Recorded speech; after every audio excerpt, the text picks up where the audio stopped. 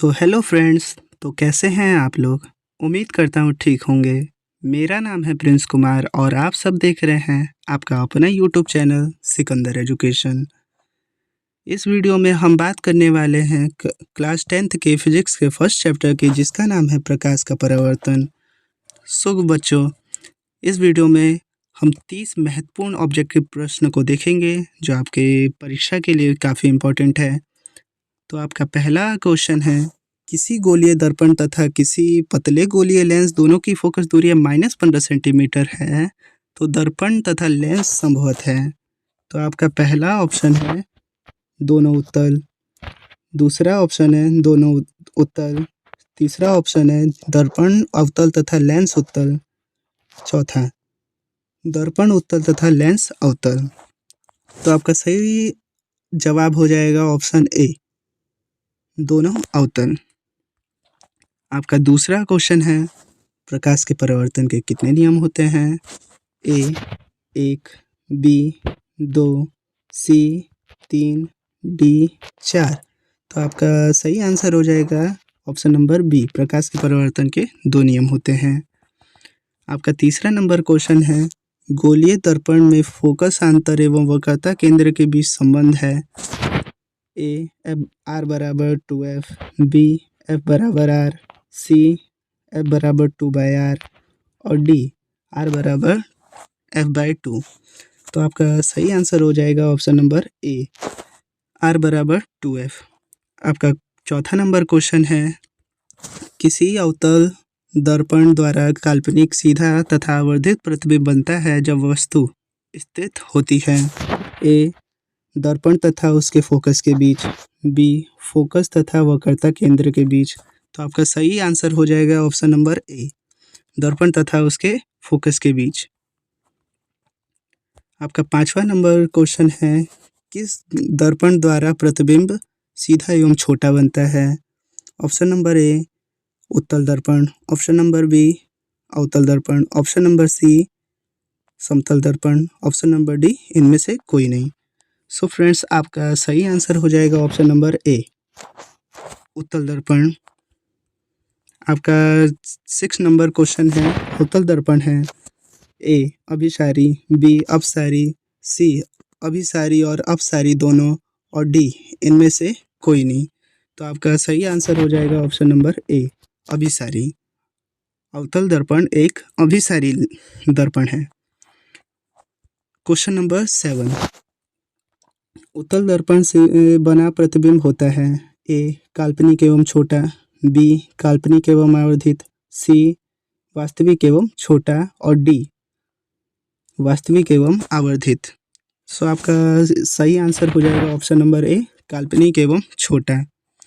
आपका 8वां number question है, निम्नलिखित में से किस दर्पण द्वारा किसी वस्तु का वास्तविक प्रतिबिंब प्राप्त किया जा सकता है। आपका पहला ऑप्शन है समतल दर्पण द्वारा, बी अवतल दर्पण द्वारा, सी उत्तल दर्पण द्वारा और डी इनमें से सभी दर्पणों द्वारा। तो इस क्वेश्चन का सही आंसर हो जाएगा ऑप्शन नंबर बी, अवतल दर्पण द्वारा। आपका 9वां नंबर क्वेश्चन है, निम्नलिखित में से किसमें बड़ा और वास्तविक प्रतिबिंब बनता है। आपके ऑप्शंस हैं, ए समतल दर्पण, बी अवतल दर्पण, सी अवतल दर्पण और डी अवतल लेंस। तो आपका सही आंसर हो जाएगा ऑप्शन नंबर बी, उत्तल दर्पण द्वारा।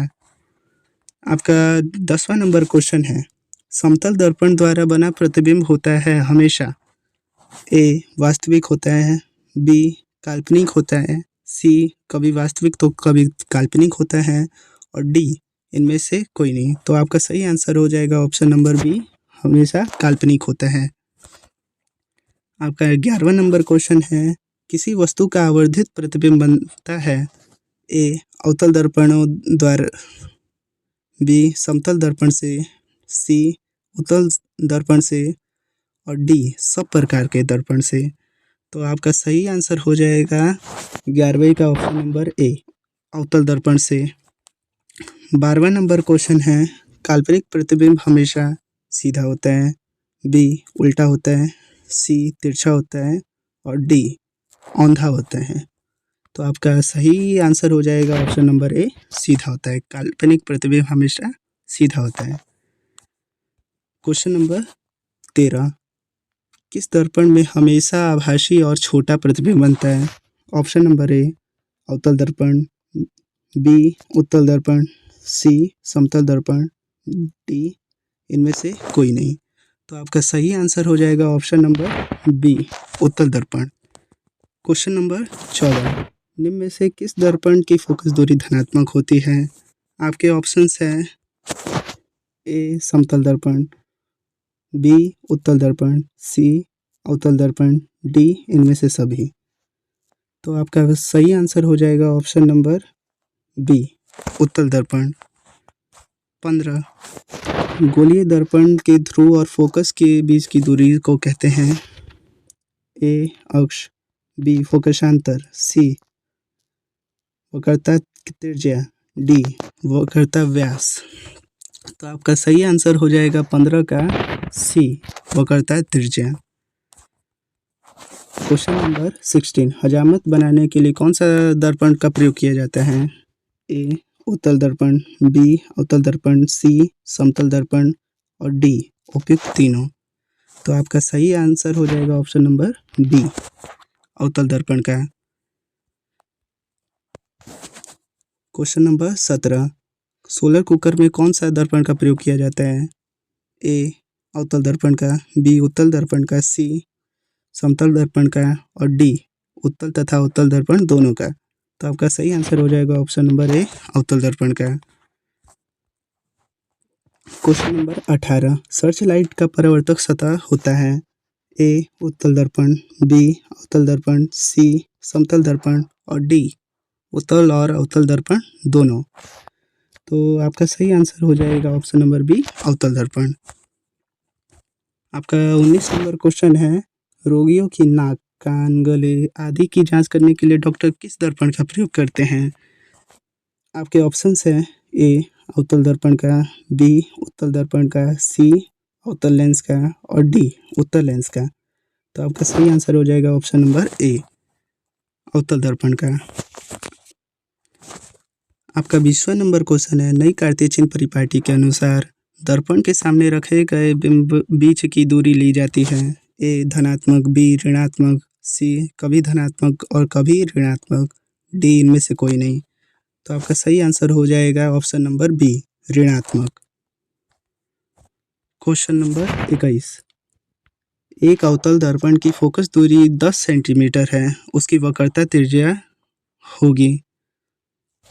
ए, 10 centimetre, B, 20 centimetre, C, 6 centimetre, D, 12 centimetre. तो आपका सही आंसर हो जाएगा option number B, 20 centimetre. Question number 22, एक गोलीय दर्पण की वक्रता त्रिज्या 28 सेंटीमीटर है, तो इसकी फोकस दूरी होगी? A, 28 centimetre, B, 40 centimetre, C, 14 centimetre और डी, 2 सेंटीमीटर। तो आपका सही आंसर हो जाएगा option number B, 40 centimetre. Question 23, प्रकाश तरंग का उदाहरण है? ए, ध्वनि तरंग, बी, विद्युत तरंग, सी, पराबैंगनी तरंग और डी, इनमें से कोई नहीं। सो फ्रेंड्स, आपका सही आंसर हो जाएगा ऑप्शन नंबर सी, पराबैंगनी तरंग। क्वेश्चन नंबर 24, गोलीय दर्पण के परावर्तक पृष्ठ की वृत्ताकार सीमा का व्यास कहलाता है? आपके ऑप्शंस है ए, मुख्य फोकस, बी, वक्रता त्रिज्या, सी, प्रधान अक्ष, डी, गोलीय दर्पण का द्वारक। सो आपके इस क्वेश्चन का सही जवाब हो जाएगा ऑप्शन नंबर डी, गोलीय दर्पण का द्वारक। क्वेश्चन नंबर 25, निम्नलिखित में से कौन उत्तल लेंस की फोकस दूरी है जिसकी त्रिज्या 32 सेंटीमीटर है? आपका पहला ऑप्शन है +8 सेंटीमीटर, बी, -8 सेंटीमीटर, सी, +16 सेंटीमीटर और डी, -16 सेंटीमीटर। तो आपका सही आंसर हो जाएगा +16 सेंटीमीटर, ऑप्शन नंबर सी। आपका 25 नंबर क्वेश्चन है, गोलीय दर्पण का परावर्तक पृष्ठ वक्रित होता है? ए, अंदर की ओर, बी, बाहर की ओर, सी, अंदर या बाहर की ओर, और डी इनमें से कोई नहीं। तो आपके इस 25 नंबर क्वेश्चन का सही जवाब हो जाएगा ऑप्शन नंबर सी, अंदर या बाहर की ओर। क्वेश्चन नंबर 26, वह गोलीय दर्पण जो अंदर की ओर वक्रित होता है कहलाता है? ए अवतल दर्पण, बी उत्तल दर्पण, सी समतल दर्पण, डी इनमें से सभी। तो आपका सही जवाब हो जाएगा ऑप्शन नंबर ए अवतल दर्पण। क्वेश्चन नंबर 27, वह गोलीय दर्पण जो बाहर की ओर वक्रित होता है कहलाता है? ए अवतल दर्पण, बी समतल दर्पण, सी उत्तल दर्पण, डी इनमें से कोई नहीं। तो आपका सही आंसर हो जाएगा ऑप्शन नंबर सी उत्तल दर्पण। 28 नंबर क्वेश्चन है, गोलीय दर्पण के परावर्तक पृष्ठ के केंद्र का दर्पण को कहा जाता है? आपके ऑप्शन हैं ए मध्य, बी ध्रुव, सी गोलार्ध, डी अक्ष। तो आपका सही आंसर हो जाएगा ऑप्शन नंबर बी ध्रुव। क्वेश्चन नंबर 29, गोलीय दर्पण का वक्रता केंद्र को किस अक्षर से निरूपित किया जाता है? तो वक्रता केंद्र को ऑप्शन नंबर ए सी से निरूपित किया जाता है। क्वेश्चन नंबर 30, गोलीय दर्पण के ध्रुव तथा वक्रता त्रिज्या से गुजरने वाली सीधी रेखा को क्या कहते हैं? ए वक्रता केंद्र, बी मुख्य अक्ष, सी मुख्य ध्रुव, डी वक्रता त्रिज्या। तो आपका सही आंसर हो जाएगा ऑप्शन नंबर बी मुख्य अक्ष। सो फ्रेंड्स, इन 30 प्रश्नों के साथ हमारा ये वीडियो यहीं पे एंड हो जाता है।